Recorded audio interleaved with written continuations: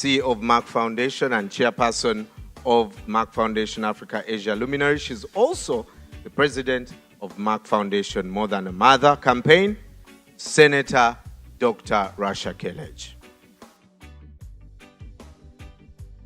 Merci beaucoup à vous tous de partager votre temps avec nous aujourd'hui. C'est très précieux pour nous. Et c'est la 10e édition du Merck Foundation Africa Asia Luminary. Et c'est la première fois que nous sommes en Inde. Nous sommes heureux d'être ici avec vous tous.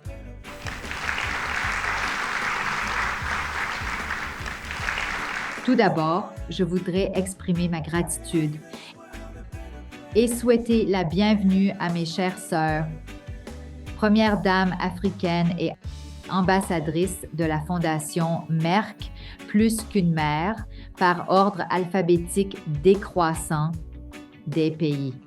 Permettez-moi donc de souhaiter la bienvenue à Son Excellence Amai Dr. Auxilia Mnangagwa, première dame de la République du Zimbabwe.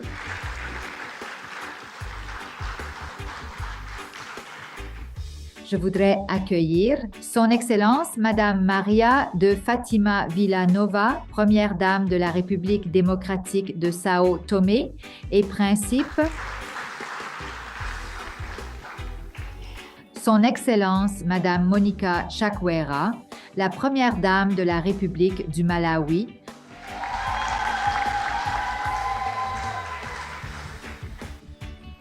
Son Excellence Madame Claire-Marie Weah, la première dame de la République du Libéria. Son Excellence Madame Rebecca Akufo-Addo, la première dame de la République du Ghana. Son Excellence Madame Fatoumata Babarou, la première dame de la République de Gambie. Son Excellence Madame Brigitte Touadéra, la première dame de la République centrafricaine. Son Excellence Dr. Deborah Katissa Carvalho, première dame de la République du Cap-Vert.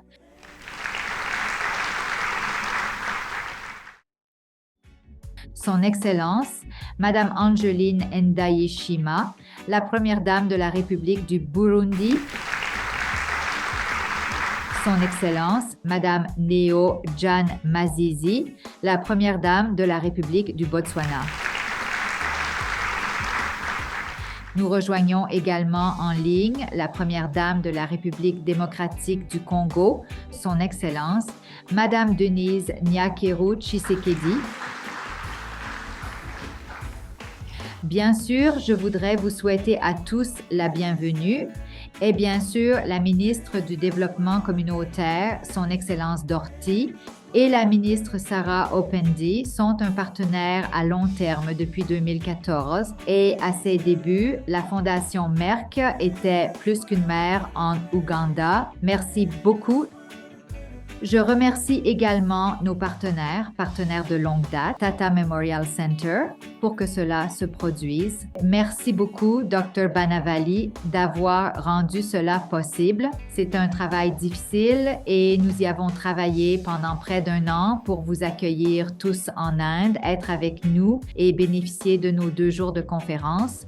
Aujourd'hui, nous avons le panel de haut niveau et nous avons également une table ronde avec des experts après avoir terminé. Mais aussi, demain, nous aurons 5 sessions parallèles de sessions d'éducation scientifique et sociale. Sur le diabète pour le programme de renforcement des capacités, qui comprennent plus de 42 spécialités différentes, mais surtout sur le cancer. Et aujourd'hui, comme nous le savons en octobre, nous célébrons ensemble le mois de la sensibilisation sur le cancer du sein. Et c'est vraiment très important car cela met en évidence et reconnaît ce que la Fondation Merck a fait avec ses partenaires de l'hôpital Tata Memorial et maintenant de l'Université Krishna. Nous proposons une formation aux oncologues pour former le premier oncologue d'Afrique dans de nombreux pays. Et c'est une étape vraiment importante Lorsque nous avons commencé en 2014, de nombreux pays ne disposaient pas d'oncologie pour se spécialiser et traiter les patients. Et lorsque nous avons lancé ce programme avec l'hôpital Tata Memorial en Inde pour assurer la formation clinique de ces médecins, nous avons fourni plus de 130 bourses de formation par an dans de nombreuses sous-spécialités en oncologie pour des médecins de 39 pays. C'était donc vraiment une grande réussite. Nous avons formé les premiers oncologues dans de nombreux pays, comme par exemple la Gambie, comme le Burundi, comme le Libéria et la Sierra Leone, le Congo et dans de nombreux pays. Et autres pays comme par exemple le Ghana et le Zimbabwe, ils ont des oncologues, mais en nombre limité. Nous formons aussi de plus en plus en partenariat avec les premières dames que vous voyez assises ici sur scène, car sans elles, cela ne se concrétisera jamais. Nous ne pourrons jamais aller dans les pays, connaître leurs besoins, savoir qui sera apte à suivre la formation, qui travaillera dans le secteur public, qui pourra revenir travailler dans le secteur public et aider le peuple du Zimbabwe. Donc, les premières dames ici présentes ont fourni la liste. Ils s'assurent qu'ils se rendent à la formation ou qu'ils rejoignent la formation en ligne. Ils veillent à ce qu'ils reviennent au pays et aident les populations. C'est donc ce qui est très important. Par conséquent, merci beaucoup, Votre Excellence, pour votre soutien et votre suivi pour que cela se produise.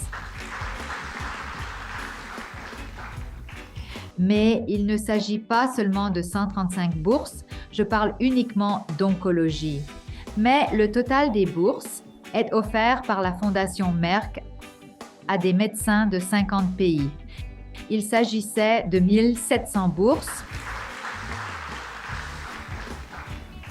dans 42 spécialités critiques et mal desservies. 42 spécialités. Et l'oncologie en fait partie. Mais il y a aussi le diabète, il y a la prévention cardiovasculaire, la fertilité et l'embryologie et les soins reproductifs et sexuels, les soins respiratoires et la médecine aiguë. Donc, il y en a tellement. Nous avons ici avec nous un représentant de chacune des spécialités et la sélection des anciens boursiers qui ont participé à cette réunion avec nous aujourd'hui en fonction de leurs notes, des notes élevées, car nous en avons trop, bien sûr. Nous avons donc sélectionné les personnes qui ont obtenu les meilleures notes à l'obtention de leur diplôme ou celles qui travaillent comme mentors pour leurs nouveaux candidats ou nouveaux étudiants. Cela a donc vraiment pour objectif de pouvoir réellement bénéficier et avoir un impact sur davantage de personnes lorsqu'elles se rendent dans leur pays. Donc aujourd'hui aussi, il est très important que nous parlions